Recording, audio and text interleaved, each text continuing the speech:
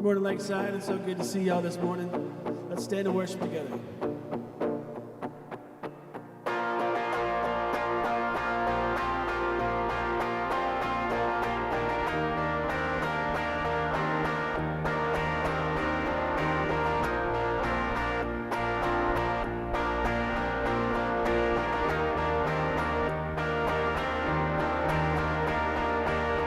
And bring some power of sin and darkness. His love is mighty and so much stronger. The King of glory, the King above all kings, who shakes the whole earth with holy thunder, who leaves us breathless and on wonder. The King of glory, the King above all kings. This is amazing grace. This is a failing love. And you would take my place. And you would bear my cross. You laid down your life, and I would be set free. Oh, Jesus, I sing for all that you've done for me.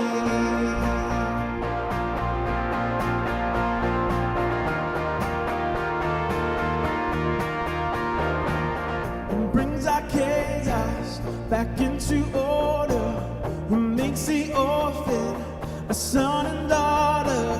The King of glory, the King of glory, who rules the nations with truth and justice. Shines like the sun in all of his brilliance. The King of glory, the King above all kings. Oh, this is amazing grace. This is a failing love. And you would take my place, and you would bear my cross. You laid down your life, that I would be set free. Oh, Jesus, I sing for all that you've done for me. And worthy is the Lamb who was slain. Worthy is the King who conquered the grave.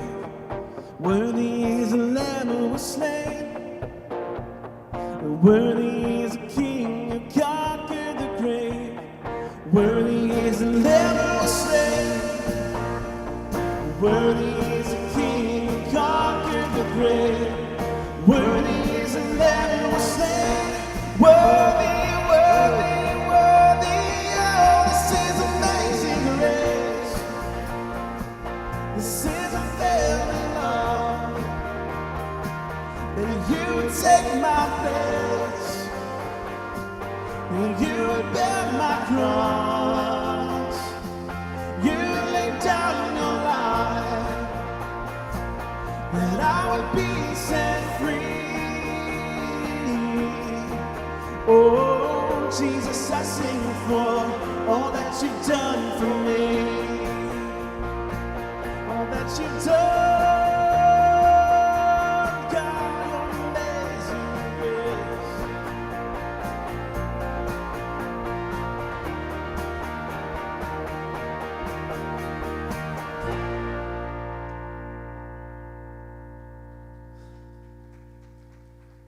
All right. Good morning, everybody. My name is Derek. Y'all can have a seat for just a few seconds. Excuse me. We have some announcements to go over this morning. We have a lot going on this week. So first off, as you've heard about, the rumors are true. We are having an outdoor movie night for seniors 60 and older. It's going to be amazing. It's going to be at 6:30 this Thursday. Bring a chair, bring a blanket, definitely bring yourself. We're going to have snacks and beverages, but the biggest thing is we're going to have not microwavable nasty popcorn, but like Pastor Brian said, clog your heart. You're going to call your physician in the morning, movie theater, just soaked in butter, popcorn, the good stuff. This Thursday, 6:30, it's going to be great, and we can't wait to see you there. So here at Lakeside, we believe that life is best lived in community with others, and our small groups are designed to help you do just that.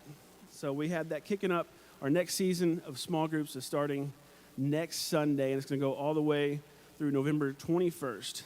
So we'll be meeting, each group will be meeting once a week to discuss different spiritual themes to help you grow closer to Jesus and grow closer to each other. There's in-person as well as digital options available. You can go to lakeside-church.com to learn more info about all the groups that we have offering, also to sign up. If you would like to sign up today, we'll have a group leader that will be available that you can talk to, and they'll help you get signed up for all of that. So also our student ministry continues to meet on Wednesday nights, and we like to provide a meal as part of our night together. If you would be interested in helping provide a meal for the students, you can contact me, or you can click on the link on the webpage at lakeside-church.com/students. And you can sign up for a night, tell us what you're going to bring, and all that. So if you want to stay updated on everything that's going on at Lakeside, you can check out our website, you can check out our social media pages, as well as sign up for our e-news. So on the tables in the back, you will see connection cards like this. This will help you get connected, find out everything that's going on with Lakeside, as well as fill out any prayer requests that you may have that we can pray over. Also, if this is your first time at Lakeside, we just want to say a huge welcome and thank you so much for joining us this morning. If you want to fill out your information on this card, save it, and then hand it to the coffee bar at the end of the service, we have a special gift just for you as our way of saying thank you for being here. And if you're watching from home, there's links available for you to do this as well on the streaming page as well as on the web page. And also, thank you everyone so much for giving financially to Lakeside. Your contributions have helped us to do so many amazing things. If you drove in here today, then you probably saw the parking lot looks a little bit different, looks updated, right? It looks awesome. So we're selling personalized parking spaces for $250. Oh, no, I'm just kidding. I read that wrong. we're not doing that. So, but yeah, it helps us to do things to fill out, to seal the cracks and stuff with asphalt and to redo that. So it's amazing to have that done. So thank you so much for giving financially to Lakeside. And if you want to learn how to give, there's links on the streaming page. There's links on the website. And you can do that.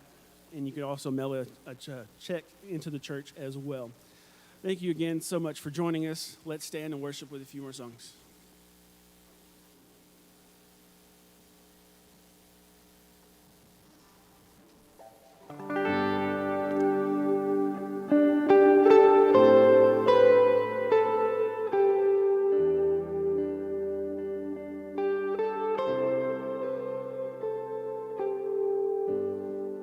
Your name is above over all the flood, and your light shines out over all the dark, and you are enthroned as King forever. And you are enthroned in the places of our heart. And Lord our God, give strength to your people and blessings of peace. And we have gathered with one heart to praise you, Almighty King, Almighty King.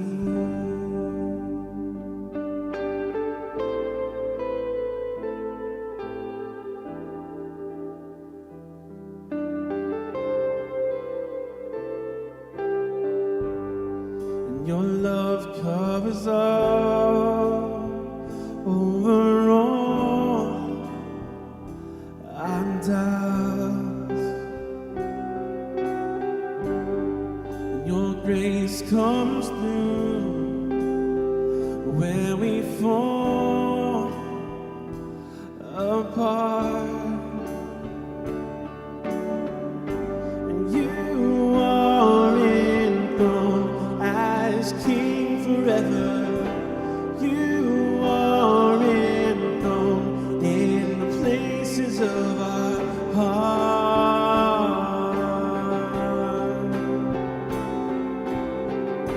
And Lord, our God, give strength to your people and blessings of peace. And we have gathered with one heart to praise you, Almighty King, Almighty King, Almighty King.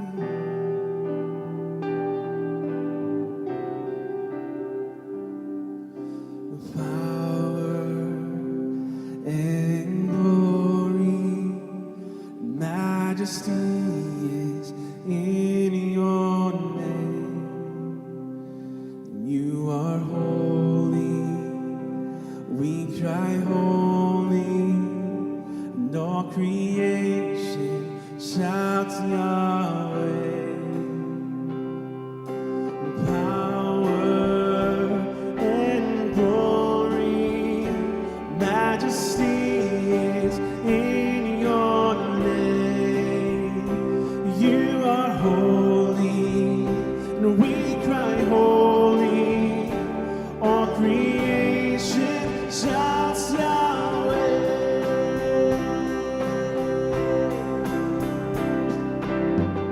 And Lord, our God, give strength to your people and blessings of peace.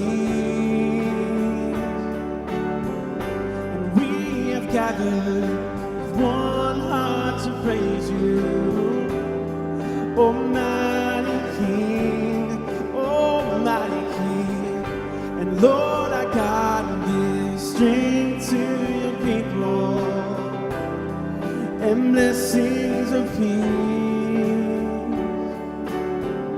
And we have gathered with one heart to praise you, Almighty King, Almighty King, Almighty King.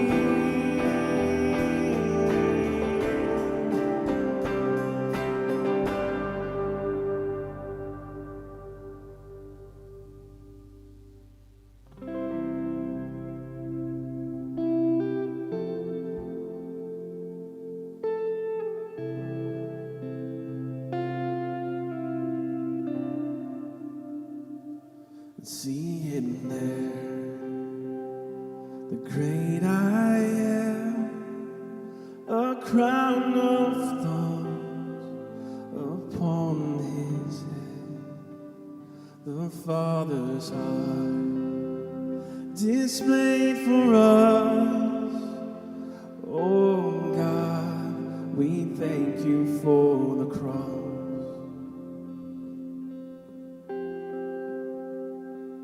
Lifted up on Calvary's hill, and we cursed your name, and even still you bore our shame and paid the cost.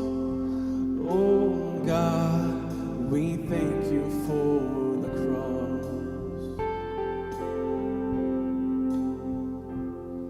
Behold the Lamb, the story of redemption written on his head.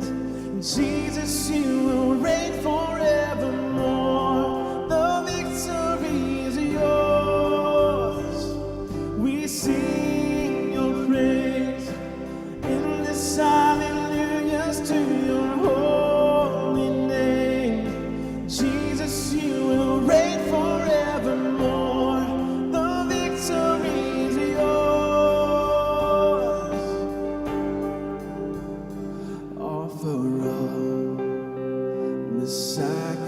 sacrifice for every sin. Our Savior died, the Lord of life can be contained.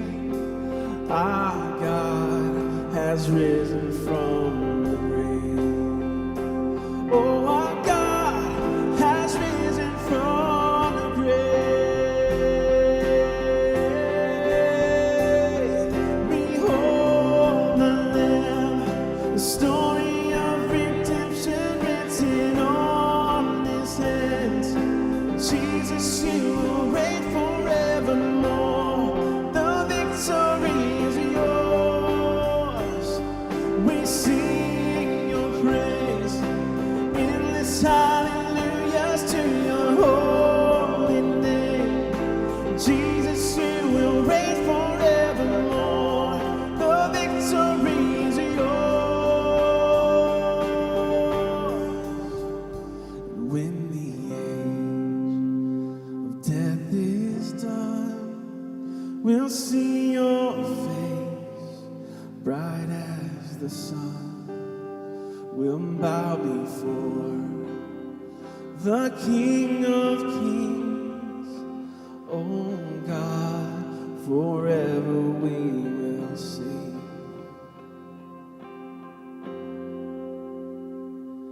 Behold the Lamb, story of redemption written on His hands. Jesus, you will reign forevermore. The victory is yours. Behold, behold the Lamb, the story of redemption written on His hands. Jesus, you will reign forevermore. The victory is yours. We sing your praise, endless hallelujahs to your holy name. Jesus, you will reign forevermore. Your victory is yours. You reign forevermore. The victory is yours. You reign forevermore. The victory is yours.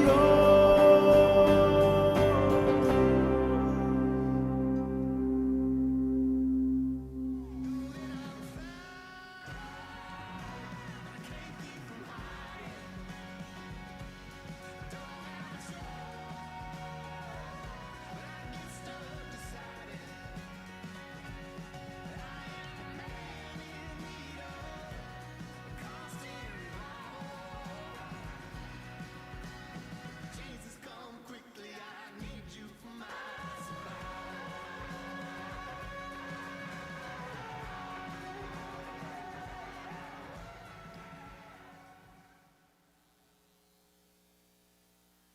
And what feels like a lifetime ago, I was a student pastor. And one of the first big events that we were throwing when I went to the church was a Super Bowl party. Of course, you couldn't call it a Super Bowl party because then the NFL would try to shut you down because of copyright and everything else. So I forget what we called it, a Super Sunday or something like that. But we wanted to have a great party. We wanted the students to feel excited about it and make it something that they could invite friends to. And so we loaded the party up with gifts and giveaways, door prizes that would excite people. And one of the things that I was able to acquire was a Tim Tebow signed picture, which at the time was the height of Tebow mania, and everybody was going crazy about him. He was winning national championships at Florida.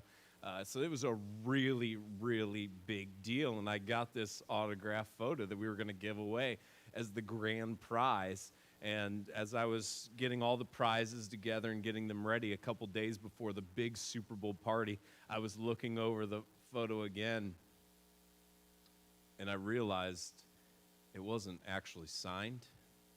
It wasn't a legitimate autograph. It was one of those pictures that makes it look like it's a legitimate autograph, but it wasn't actually signed. And we had promoted that we were going to be giving away a signed picture of a future Hall of Famer, which, I mean, that turned out to be a lie anyhow, unless you go college Hall of Fame.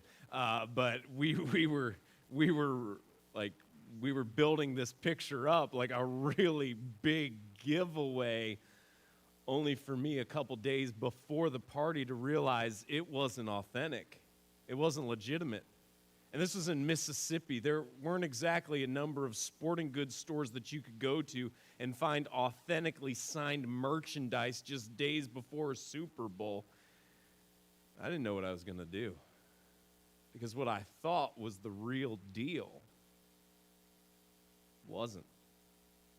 This morning, we're going to continue what we started last week called Better Together, and we saw last week the need for each other in our lives. We went back to the early church in Acts chapter 4, and we saw how the early church functioned as a really tight-knit community, and how God's design for us is to live within community. So if you have your phones or your tablets, I'd invite you to follow along with us today.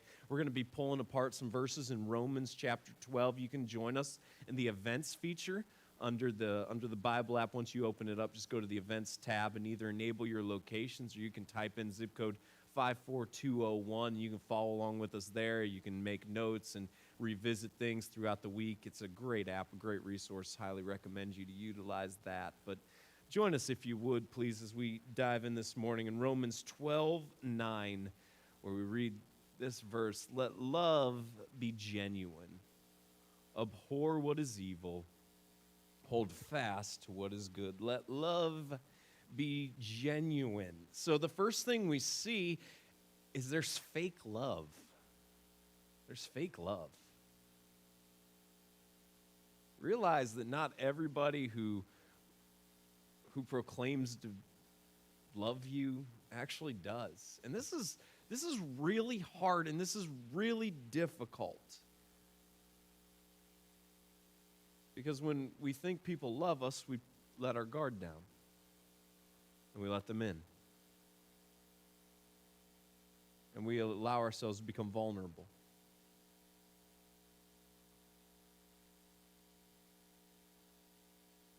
And sometimes fake love is no more than just acting like you feel more strongly about somebody than you do. But sometimes it's even more vicious than that. Sometimes it's people who will loudly declare their love for you. They don't love you at all. And maybe you've felt the sting of this in your own life. Maybe it's been in a romantic relationship. Maybe it's been in a friendship. Somebody that you thought you could trust. Somebody that you thought would be with you no matter what.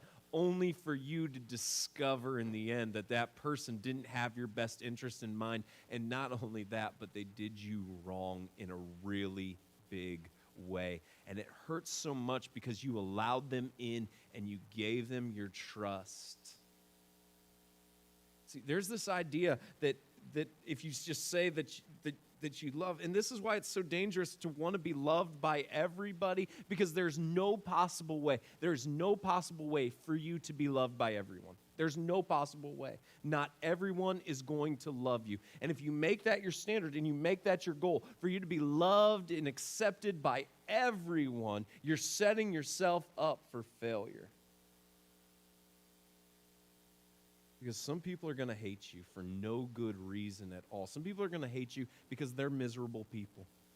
And they're envious and they're jealous. Whatever the case may be, there is no possible way for you to be loved by everyone. And when you set your standard and you set your goal for you to be the most loved, and that's where you find your value and that's where you find your self-worth, you are setting yourself up for a miserable failure. Now, to be clear, I don't think the vast majority of what the Apostle Paul's talking about here when he writes these words is that people who have the worst in mind for us. I don't think he's talking about that, but there's certainly some element of that.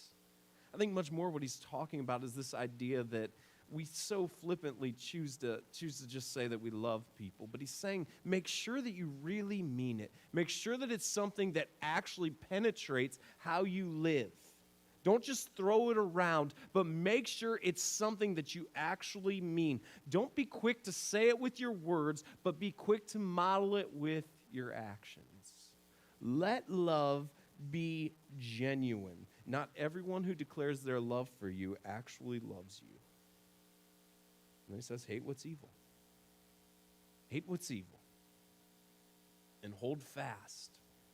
Hold fast to what is good. Cling to it with all of your might. Hold on to it as long as you possibly can with all the strength that you can muster.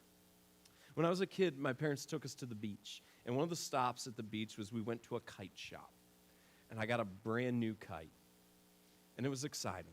And we went out to these sand dunes, and the wind was whipping, and we had the kite up in the air, and I was holding on to this like wooden handle that would unspool the string. And I was holding on to that, and my dad went and he was helping my sister get her kite up in the air, and my mom must have been over by my sister as well. And my hands were starting to get tired as the wind just kept whipping against the kite, and I didn't have the strength to keep holding on to the wooden holder for all of the string. So I grabbed onto the string because I couldn't hold on to the wood any longer, and I didn't want to lose the kite because I really liked the kite that we had gotten. And I held on to that string for as long as I possibly could, and it started jacking up my hands as a result of holding on to the string and that wind. And finally, I just had to yell for help, and my parents, finally realizing what was going on,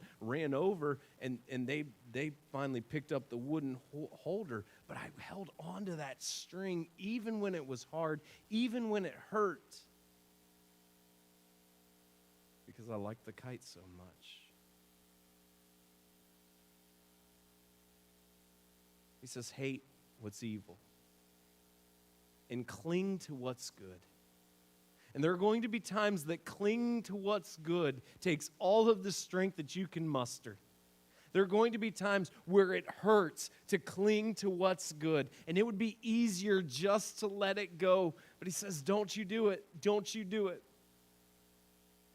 You hold fast.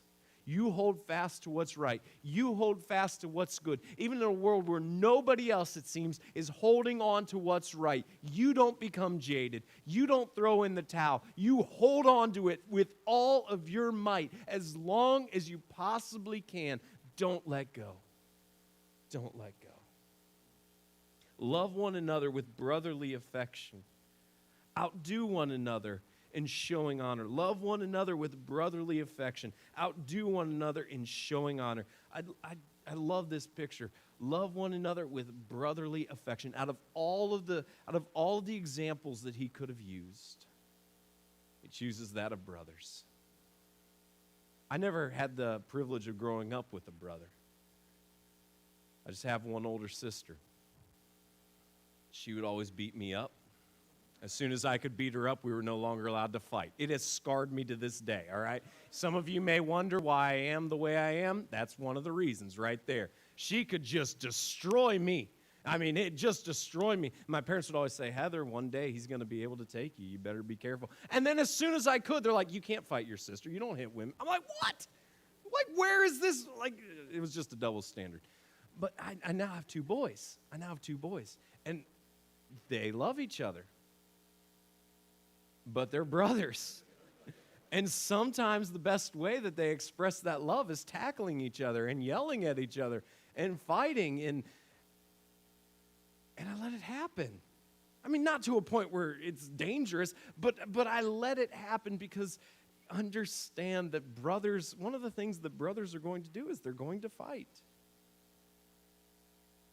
But I can also see it at this young age that they have each other's back. They have each other's back.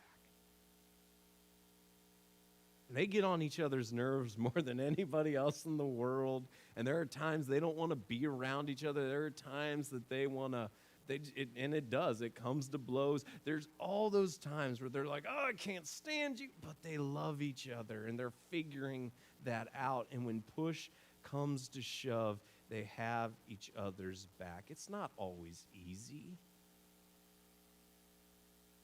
but it's true. And it's real and it's deep.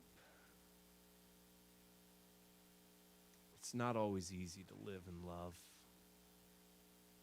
It's not always easy to get along. It's not always easy to put aside our own preferences for the preferences of somebody else. It's not always easy to want to live in community.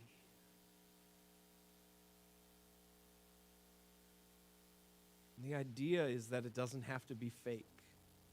As we just saw, this is rooted in this idea that let love be genuine, let it be real, not just something that's expressed. Let it be actually something that you model in your life. Let love be genuine, which means sometimes love is ugly, and sometimes it's hard, and sometimes you want to throw in the towel, but you don't because it's love. And sometimes you just want to look at somebody, tackle them, and punch them in the face. And you can't do that because you're not a little kid anymore, and we live in a civilized society. But that doesn't mean you don't want to, but you don't give up on the person.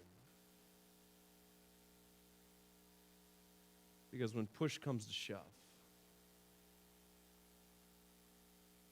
you've got their back. Because more than any difference, more than any annoyance, more than anything else, your family. You may have nothing else in common. But if you're a follower of Jesus, you're family. And that's enough. You choose brotherly affection. You choose to love. He says, outdo one another in showing honor. Outdo one another in showing honor. Honor and elevate others. Honor and elevate others. In a look at me generation that sadly finds its self-worth for so many, and how many likes and clicks they get on a social media platform, which is so shallow and leaves you wanting so much more. And a generation that just says, look at me, look at me, look at me. He says, no. You honor others. It isn't about you. It isn't about you building up your story. It's about you leveraging your opportunities to honor others. In a world that says, look at me, the call for us who follow Jesus is to say, how can I leverage my platform, whatever that platform is, to elevate not myself and my own interests, but elevate others. Outdo one another in showing honor. Do not be slothful in zeal. Be fervent in spirit. Serve the Lord. Rejoice in hope. Be patient in tribulation. Be constant in prayer. If it's worth doing, have enthusiasm. If it's worth doing, have enthusiasm. Now, some people just have more enthusiasm than other people, and that doesn't mean that you need to fake it. There's nothing worse than fake enthusiasm. It's miserable. Think back to your high school days and that teacher that you had, first period at 7:30. Think back, if you ever had a teacher like I had for homeroom one year, good morning, everybody. It's like, no, there's nothing good about this morning. You have sent me back to prison. I am here. I do not want to be here. My body was not made to function at this hour. Why do you hate me so much?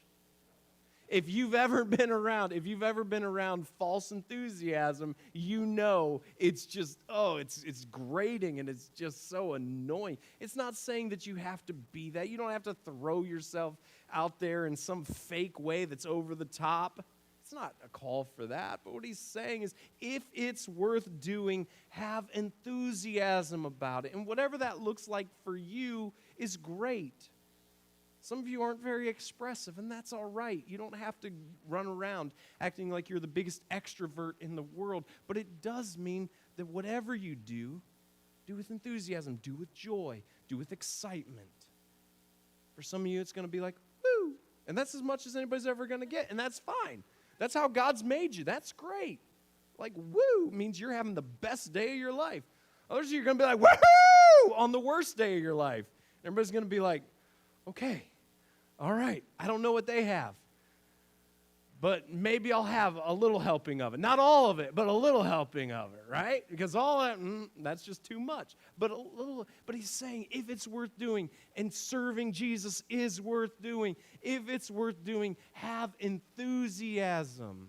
Have enthusiasm about it. Serve God not begrudgingly, not as though it's something that you have to do, but serve God with joy. Serve God with joy. Not because God needs us, by the way. This is just one of the greatest privileges that we have as people who follow Jesus. The ability to work for God. And not because God needs us, because he doesn't. God doesn't need any of us to accomplish anything. That's the reality. God doesn't need you. I know, that's heartwarming, right? Like, let's start that bumper sticker movement. God doesn't need you. Visit Lakeside, right? I mean, but that's just the reality. It's just the reality. God doesn't need us to accomplish anything. He is able to accomplish whatever he wants to on his own, which, quite frankly, the more you think about it, is really good. Because I would hate to think that anything related to God is hanging in the balance on how well I do something. That's just... I have a lot of confidence in myself, but I don't have that much confidence in myself. So I'm a lot happier that God doesn't need me, but he chooses to utilize me to get to partner with him in accomplishing things for his glory. Which means we don't serve out of compulsion. We serve out of the fact that God allows us to partner with him in accomplishing things so much greater and bigger than us. Not because God needs it, but because in God's goodness, he chooses to utilize us in accomplishing things for him. And be constant in prayer. Be constant in prayer. When things are bad, be constant in prayer. I don't think that's hard for most of us. I think most of us, when times are really tough and it seems we've got nowhere else to go, we do pretty well on this. I think what's hard for most of us is when times are good. When we're experiencing seasons of blessing. It's when the Israelites always struggled. It wasn't during the hard times that they turned to God. No. During the hard times, that's exactly where they turned. But during the seasons of blessing, God seemed to be the furthest thing from their mind.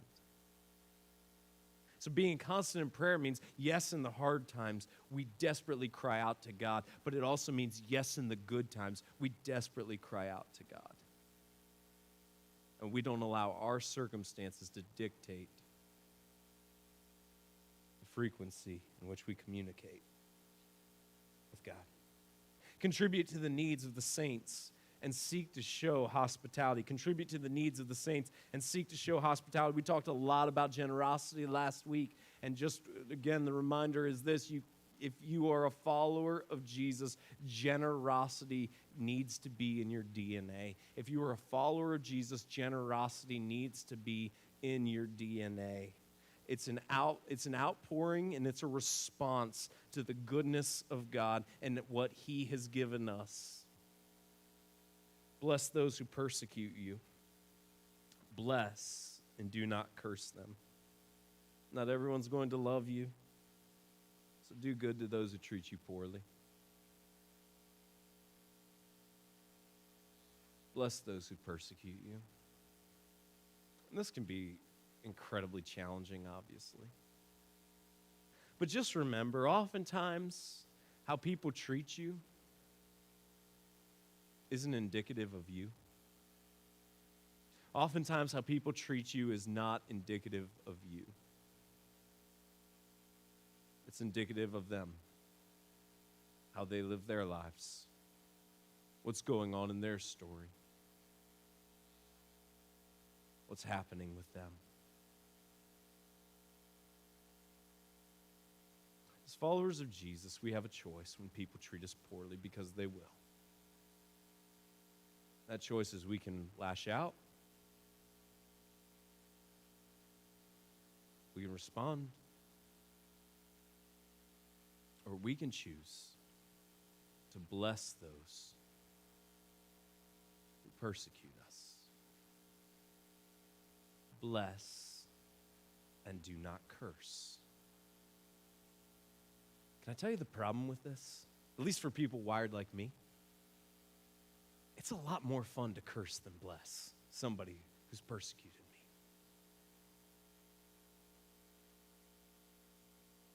It feels a lot better in the moment. You know, the problem with that is the moment's fleeting.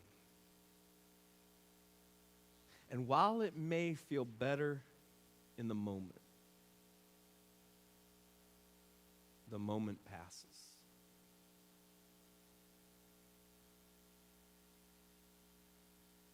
You will be persecuted. There will be people who do not like you. There will be people who wrong you. And the question is, in those moments, what do we do? And the call for those of us who follow Jesus is to bless those who treat us poorly, is to bless those who would malign our reputation, is to bless those who do not deserve blessing. But it's to push off the instant reaction that we want to have and that makes us feel better in that moment. It's to push that off. To instead choose to respond in the way that Jesus has called us to. And that is to bless our enemies and bless those who speak poorly about us. Rejoice with those who rejoice, and weep with those who weep. You see, community is not merely an interest in each other. That's one of the biggest problems that we have with social media. Social media creates this platform for us to have an interest in one another's lives. That interest many times is very superficial and very shallow.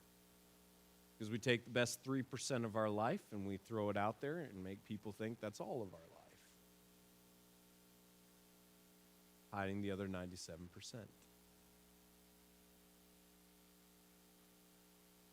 But legitimate community calls for us to walk in the darkness. It calls for us to walk in those areas that we like to hide. It calls for us to let people in to our lives. And it calls us to go into others' lives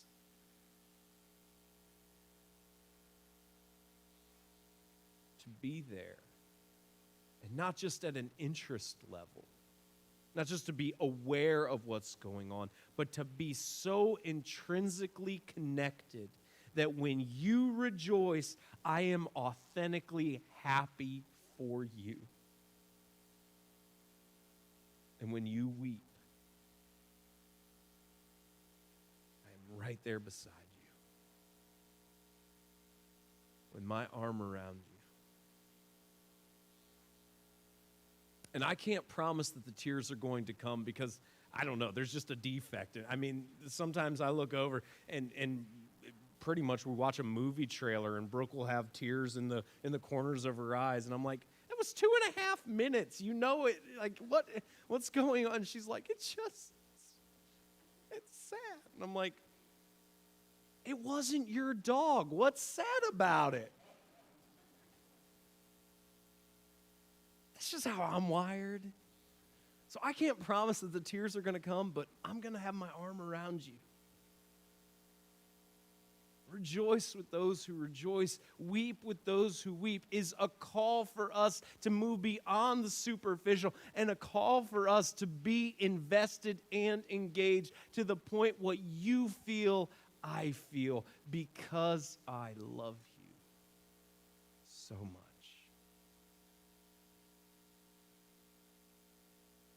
This is hard. And it's messy. And it takes time. But this is the rule and not the exception. This is the type of community that we're called to be a part of. Not merely interested in each other's lives, but walking together so that no person who follows Jesus, so that no person who calls Lakeside home feels like they are alone.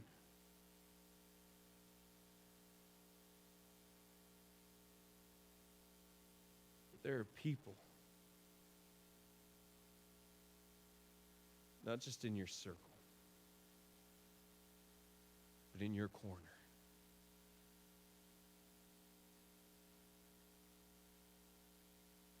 who are there for you, no matter what you face or experience. Live in harmony with one another. Do not be haughty, but associate with the lowly. Never be wise in your own sight. Don't think so highly of yourself. Don't think so highly of yourself. Repay no one evil for evil, but give thought to do what is honorable in the sight of all. If possible, so far as it depends on you, live peaceably with all. Be the bigger and better person all the time. This is the community that we, as people who follow Jesus, have been called to be a part of.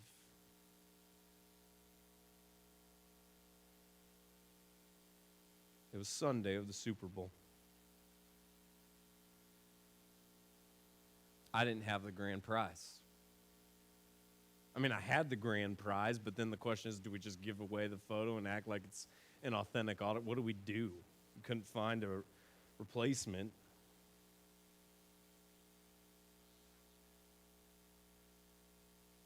Out of nowhere at church that Sunday, a guy named Melvin, who had a couple kids in the student ministry, came up to me. Said, hey, I got something I'm not sure if you'd be interested in or not. But a few years ago, I won this at work, and I don't really care about it. So if you can use it to give away, that'd be great. And he pulls out an authenticated Peyton Manning signed picture.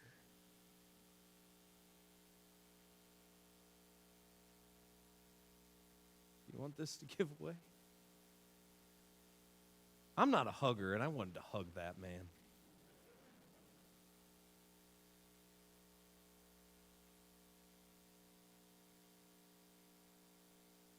See, the beauty of community is that even when others don't know it,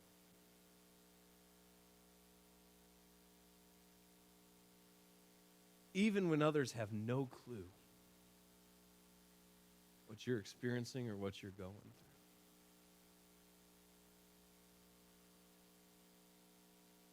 they're there for you.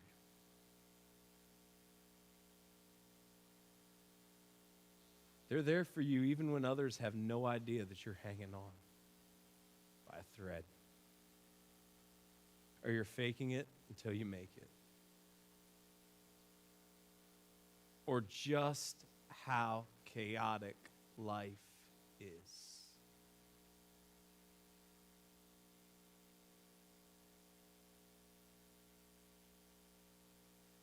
And why does this matter so much? Because this is what the church has been called to be.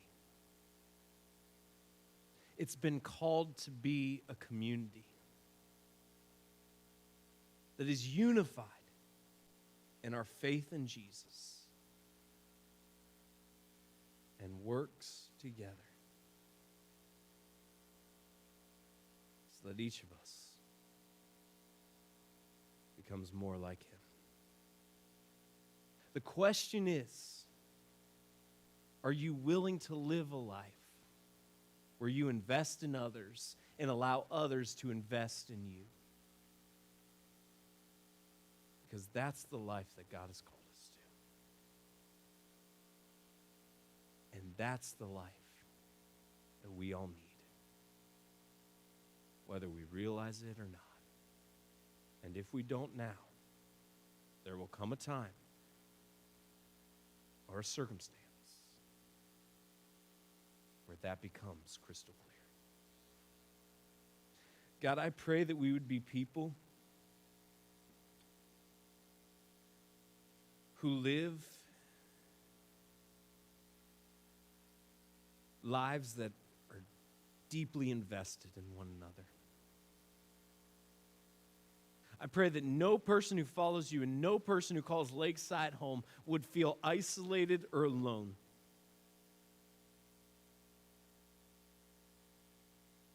I pray that every person who calls this place home would have people in their lives who rejoice with them in the good times and are willing to weep with them in the bad.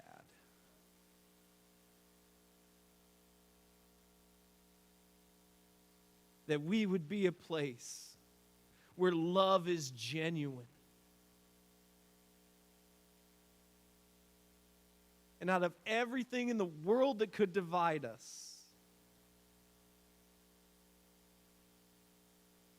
we refuse to allow anything to.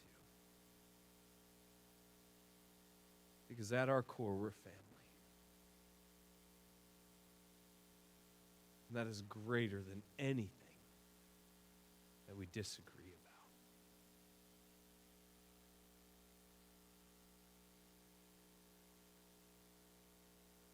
I pray, God, that anyone here who's trying to walk through life alone would realize that doesn't make them strong.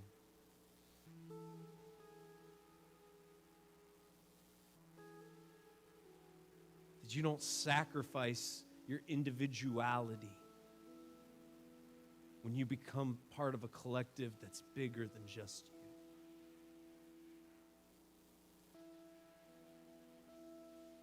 So God, help us love others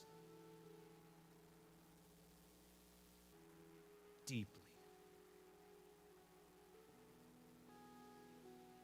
Help us see our need for community. Help us together lock arms. Help each other grow closer to you and reach the world around us that desperately needs you. God, we ask that you would be honored and that you would work in Lakeside. That you would work in us, through us, around us, and in spite of us. For your glory and your fame.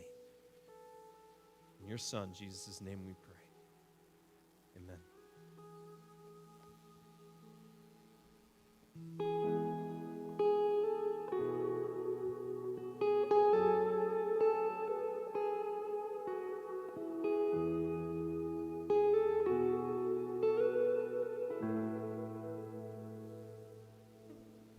Light of the world, you stand down in the darkness.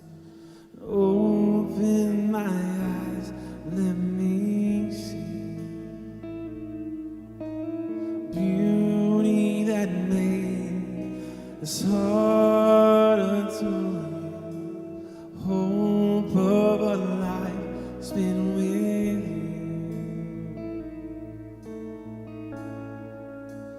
Here I am to worship, here I am to bow down, here I am to say that you're my God, and you're altogether lovely, altogether worthy, altogether wonderful to me.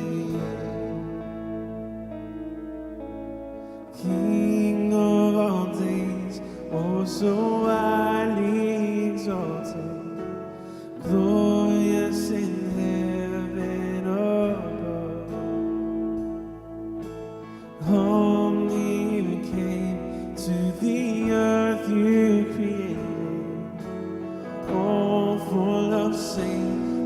came for.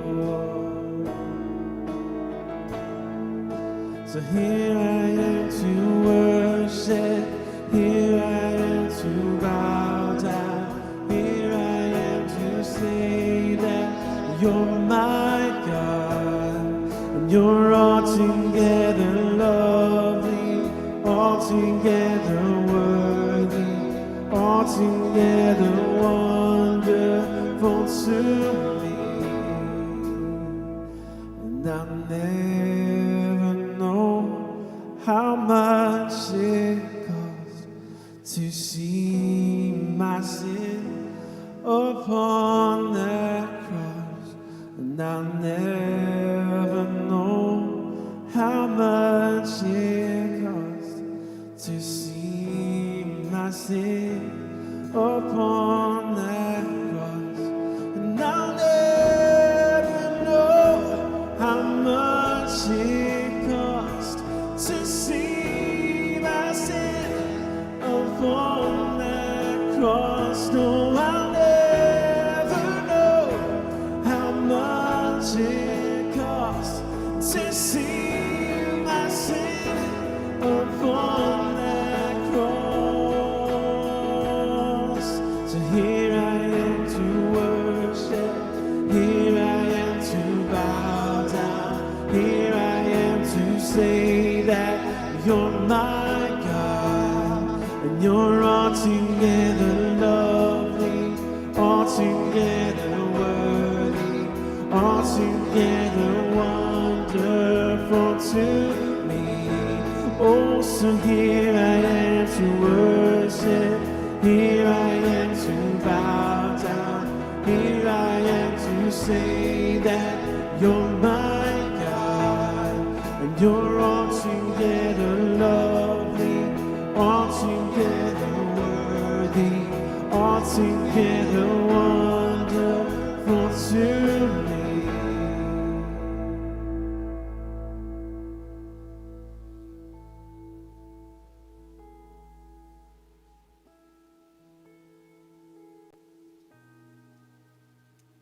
And that's what unites us. And that's bigger than any difference that we could possibly have. That Jesus came to set us free, to pay the penalty for my sin and yours. And 3 days later, he rose again, proving that he was victorious over sin, hell, death, and the grave, proving that he was God and that God loves us. That's a message that we need to take to this world. That's a message that we need to rest in and embrace. And in a world that wants to beat you down, we want to build you up and remind you of the truth. And I want to encourage you, if you haven't already, sign up. Sign up for a small group. Mary Noah, who's helping lead the Art of Marriage group, is going to be at the table right out there. There's more information available there. There's more information available at lakeside-church.com/groups. You cannot afford to miss these opportunities. Give it a shot. Try it out. You will be glad you did, I promise. And if not, we'll give you all your money back. Spoiler alert, they're free. But sign up anyways, all right? Thanks for being here. God bless you guys. We'll see you again.